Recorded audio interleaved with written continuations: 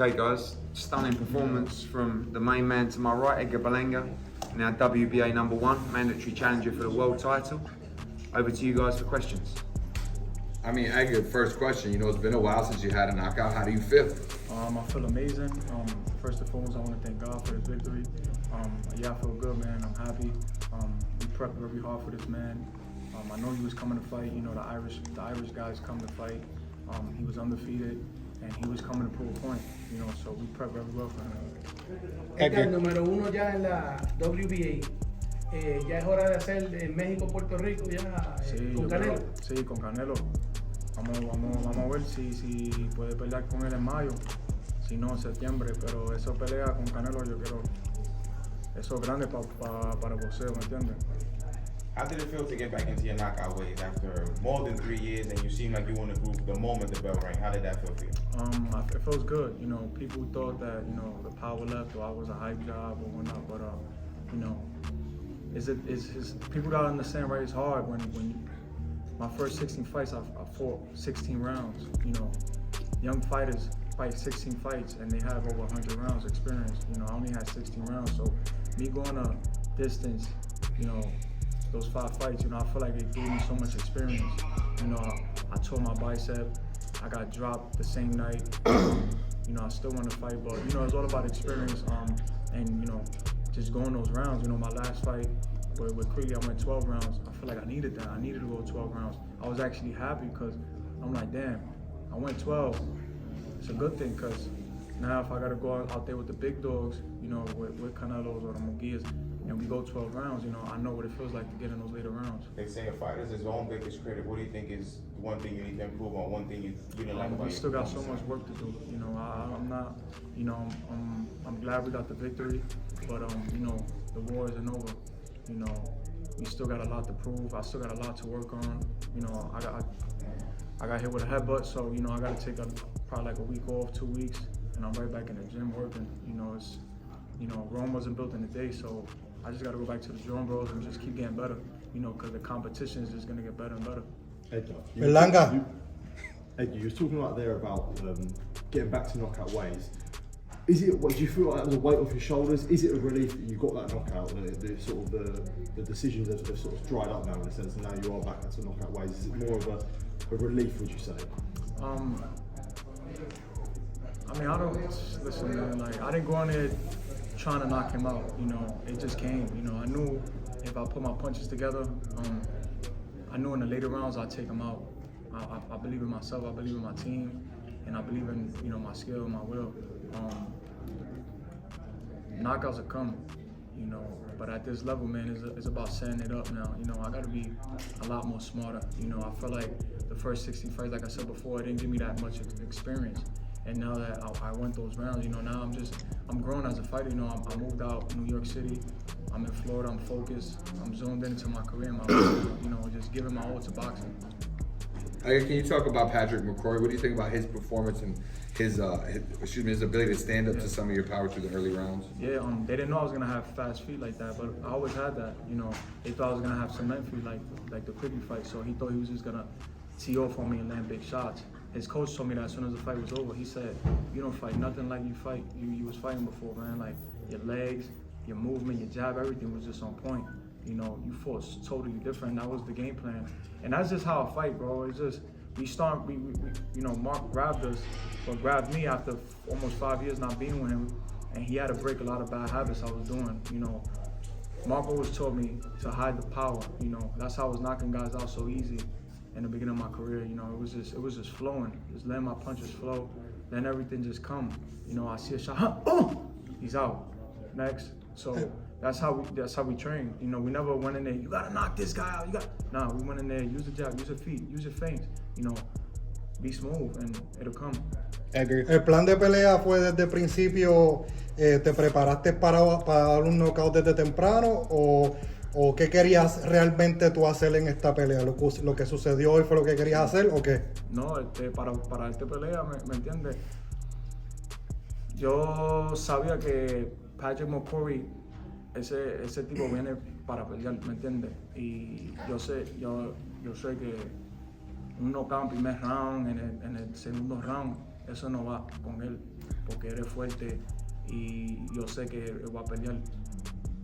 Los planes de nosotros es boxear, usar jab, bien movimiento y el knockout viene. Y Hablaste, eso pasa. hablaste encima del ring de pelear en contra de Canelo. Sí. En este momento, ¿tú te sientes preparado si fuese la próxima pelea con Canelo o hiciera una pelea adicional de preparación? Claro que sí, yo creo que se pelea ahora. Ya. Yo con Canelo, eso es una gran pelea este año, México contra Puerto Rico, y para pelear con él yo sabía que necesito un knockout vacío, un buen, ¿me entiendes? Grande, y yo hizo eso ya, so estamos ready para él. Edgar, to piggyback off that, what do you think you can present to Canelo that'll give him a challenge? Obviously we just came off a big victory. It's Puerto Rico versus Mexico, man. You know, I feel like it's the biggest fight. Yeah, I don't have a belt, but you know, I'm just a lot bigger than a lot of these guys at 168 as far as, you know, my status. You know,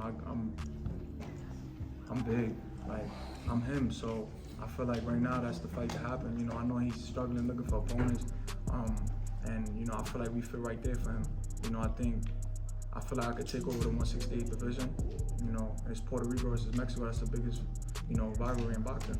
Edgar, how are you able to, tune out the crowd noise and stay patient and, find your knockout instead of rushing to, chase it? Yeah, one thing I did, for this fight was I cut a lot of the noise out, on my team. I didn't cut, I'm not gonna say I cut people off, but I just cut the noise. I just told people, respect my privacy, respect my space. I need to be by myself. And, this whole camp, I just been by myself, with my family and my team. I think that's the most important thing for a fighter, to stay locked in. Floyd said something. He said he doesn't focus on nothing outside of boxing. Everything he focuses on is boxing, and that's why he is who he is. And I listen to that every day, and now I'm putting that to my life, and obviously y'all seen the results. Suponiendo que la pelea de Canelo no se dé, ¿tienes algún otro nombre en mente? Si no Canelo, Munguía. Esos Munguía. los dos peleas grandes para este año. Y tú sabes que Munguía ganó grande contra John Ryder. Y nada, eso los dos peleas yo quiero. Edgar, I know you just said, obviously, if not Canelo, then you would take on Munguia. And you had a lot of support in the building today. But you also had a little bit of opposition here visiting, watching in your fight. After the fight, I met up with Morrell, and he said he would take that fight.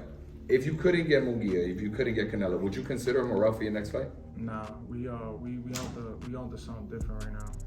I know they gave us a WBA medal, number one for the title, but yeah, we on to bigger things. We want Canelo. Enough said. ¿Hay alguna plaza que tengan en mente si la pelea de Canelo se diera? ¿En qué plaza fuera? ¿Fuera en Nueva York? ¿Fuera en Las Vegas? ¿Dónde fuera? Con Canelo. En Las Vegas. Las Vegas es, ya tú sabes, ese es el punto de boxeo ahora mismo. Okay. You weren't looking for the knockout, but when did you feel like you knew he's out of here soon?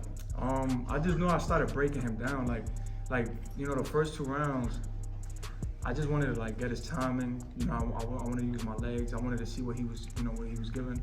And I seen a lot of he was lunging in, he was throwing a lot of right hooks. He was trying to land big shots. And then once I started seeing that after the 3rd round, I started putting my punches together. And then I started going down to the body. And I started every time I touch him, he was like, so I already knew. I was like, oh yeah. And I just seen him break it down little by little. We go back to the 4th round. Mark was like, listen, we breaking him down. Keep using your jab. Don't get crazy. Don't get nothing with nothing stupid. Keep stepping in and giving them angles, and keep touching the body, and it'll come. And that's what we did. Se te ve la cara bastante limpia. ¿Tienes algunos rasguños, algunas marcas? La pegada de McCrory, ¿cómo la sentiste en comparación quizás con el boxeador más duro que te ha pegado antes? ¿Cómo sentiste su pegada? McCrory tiene fuerza en los manos. El tirón, yo creo, un gancho. Sí, I think I had a little bit down, hit me, and it buzzed me, in the 4th round, I think. I was like, oh shit. I was like, okay, I gotta, you know, that woke me up. I was like, oof, I gotta stay on point. I interviewed his coach right before the fight, and he told me that he said he got his hands back together. Last 3 fights, he said he didn't have them. He's fully recovered. So to piggyback off that, I was gonna ask you the same thing. You felt he had power on both hands? Nah, I didn't. The right hand, I didn't. You know, I didn't let him hit me with that, cause I knew that was his money shot. But and his left hook, this, you know, I got lazy. I had my left hand a little bit down, I believe, and he hit me like up top of hit. But you know, I could take a punch. You know what I'm saying? I just obviously I'm a fighter. You know, it's boxing. You know, you're gonna get hit. It's just how you respond, and I felt it. You know what I'm saying? But I shook it off and I kept it. You know, moved forward. McCrory era un peleador invicto.